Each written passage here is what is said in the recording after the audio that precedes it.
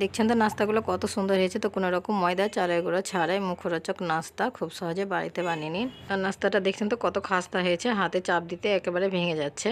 নাস্তাটা দেখতে যত সুন্দর, খেতে অসম্ভব মজা আর বানানো একেবারেই সহজ। নাস্তা বানাবার জন্য এখানে আমি একটা প্রেসার কুকার নিয়েছি। এখানে আমি বড় সাইজের দুটো আলু ছোট ছোট টুকরো করে কেটে নিয়েছি আর পরিষ্কার করে ধুয়ে নিয়েছি। আর এখানে আমি কিছুটা মটরশুঁটি নিয়েছি, তো দিয়ে নেব। আর এখানে আমি দুটো গাজর ছোট ছোট টুকরো করে কেটে নিয়েছি, তো এটাও দিয়ে নেব। আর এখানে অল্প পানি দিয়ে তো আমি ঢাকনা লাগিয়ে দুটো সিটি দিয়ে নেব। তো নাস্তার জন্য প্রথমে আমি আটাটা মেখে নেব। তো এখানে আমি 250 গ্রাম গমের আটা নিয়েছি, আর এখানে আমি 250 গ্রাম নিয়েছি, তো আপনারা কমিয়ে বা বাড়িয়ে নিতে পারেন। এখানে আমি 100 গ্রাম সুজি নিয়েছি, তো দিয়ে নেব।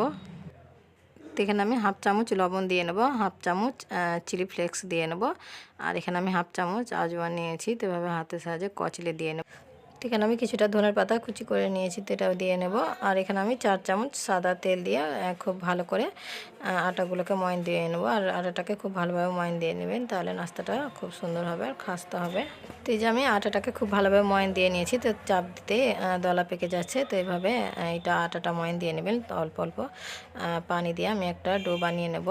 তো এই যে আমি অল্প অল্প পানি দিয়ে আমি একটা ডো বানিয়ে নিয়েছি। তো রুটি বা পরোটার ডো বানান তার চাইতে হালকা টাইট করে ডোটা বানাবেন। তো আমি ঢাকা দিয়ে 10 মিনিট রেখে আমি আলু আর মটরশুঁটির গাজরগুলো আমি দুটো সিটি দিয়ে খুব ভালোভাবে সিদ্ধ করে নিয়েছি। তো আমি ম্যাশার দিয়ে খুব ভালোভাবে ম্যাশ করে নেব।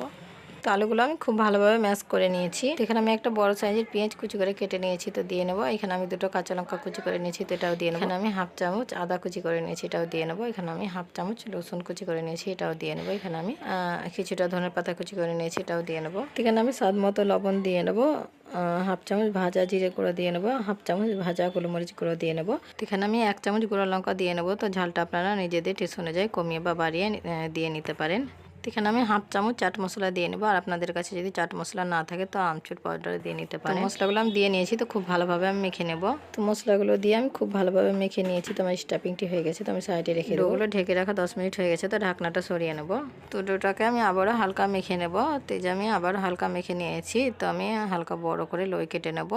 তো এই যে আমি হালকা বড় বড় করে লই কেটে নিয়েছি, তো হাতের সাহায্যে ঘুরিয়ে আমি গোল করে চিকন করে নেব। তো আমি একই রকম করে চিকন করে গোল করে নিয়েছি। তো আমি একটা বেলুন পিড়ি নিয়েছি, তো একটা লইগুলো নিয়ে নেব। দিয়ে উপর দিয়ে আমি শুকনো আটা ছিটিয়ে পাতলা বড় করে রুটি বেলে নেব।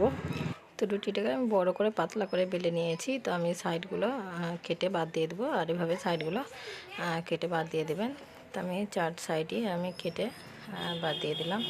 তো একই রকম করে আমি 4 সাইডে কেটে বাদ দিয়ে দিয়েছি। তো সাইডগুলো আমি তুলে বাদ দিয়ে দেবো। তো মাছ বরাবর আমি কেটে নেব। তো এই যে আমি মাছ বরাবর কেটে নিয়েছি। তো স্টাফিংগুলো বানিয়ে রেখেছিলাম, তো অল্প আমি নিয়ে নেব, দিয়ে সাইড থেকে এভাবে দিয়ে নেব, দিয়ে হালকা চেপে নেব। তো এই যে আমি হালকা চেপে নিয়েছি। তো সাইডগুলোতে আমি হালকা পানি লাগিয়ে নেবো। আর এভাবে পানি লাগিয়ে নেবেন, তাহলে ভাজার সময়তে একটু খুলবে না। তো এই যে আমি পানিগুলো লাগিয়ে নিয়েছি। তো এই সাইডটা তুলে আমি এভাবে ভাঁজ করে নেব। তো এই যে আমি ভাঁজ করে নিয়েছি। তো এভাবে আঙুলের সাহায্যে আমি চেপে নেব। আর এভাবে চেপে নেবেন, তাহলে খুব সহজে নাস্তাটা বানানো যায়। তো এই যে মাঝের অংশটা আমি চেপে নেব। তো এই যে আমি চেপে নিয়েছি। আর দেখছেন তো নাস্তাটা কত সুন্দর হয়েছে। তো একই রকম করে আবার আমি কিছুটা স্টাফিংগুলো দিয়ে নেব। সাইডগুলোতে আমি পানি লাগিয়ে নেব। তো এই যে আমি লাগিয়ে নিয়েছি। তো আবার আমি ভাঁজ করে সাইডগুলো আমি চেপে নেব। তো এই যে আমি চেপে নিয়েছি। তো এই যে আমি চেপে নিয়েছি। আর দেখলেন তো নাস্তাটা বানানো কতটাই সহজ। তো মাঝের অংশটা আমি হালকা চেপে নেব। তো এই যে আমি চেপে নিয়েছি। আর দেখছেন তো নাস্তাটা কত সুন্দর হয়েছে। তো একই রকম করে সব নাস্তাগুলো আমি বানিয়ে নিয়েছি। তো ভেজে নেব। তো নাস্তাগুলো ভাজার জন্য আমি একটা কড়াই বসিয়ে দিয়েছি। কড়াই আমি পরিমাণ মতো সাদা তেল দিয়ে নেব। তো তেলটা আমার গরম হয়ে গেছে। তো একটা একটা করে নাস্তাগুলো দিয়ে আমি উল্টে পাল্টে নাস্তাগুলোকে ভেজে নেব। তো একই রকম করে নাস্তাগুলো দিয়ে নিয়েছি। তো নাস্তাগুলো আমার হালকা ভাজা হয়ে গেছে এক সাইড। তো আমি উল্টে নেব। আর নাস্তাগুলো ভাজার সময়তে চুলার ফ্লেমটা মিডিয়ামে রেখে নাস্তাগুলো ভেজে নেবে। তো নাস্তাগুলো আমি 2 থেকে 3 বার উল্টে পাল্টে ভেজে নেব। আর নাস্তাগুলো 2 থেকে 3 বার উল্টে পাল্টে ভেজে নেবেন, তাহলে নাস্তাগুলো অনেকটাই খাস্তা হবে। আর চুলার ফ্লেমটা একটুও বাড়ানো যাবে না। নাস্তাটা মিডিয়ামে রেখে উল্টে পাল্টে ভেজে নিতে হবে। আর নাস্তাটা উল্টে পাল্টে ভেজে নেবেন। তো নাস্তাগুলো আমি 2 থেকে 3 বার উল্টে পাল্টে লাল লাল করে ভেজে নিয়েছি। তো নাস্তাগুলো আমি তুলে নেব।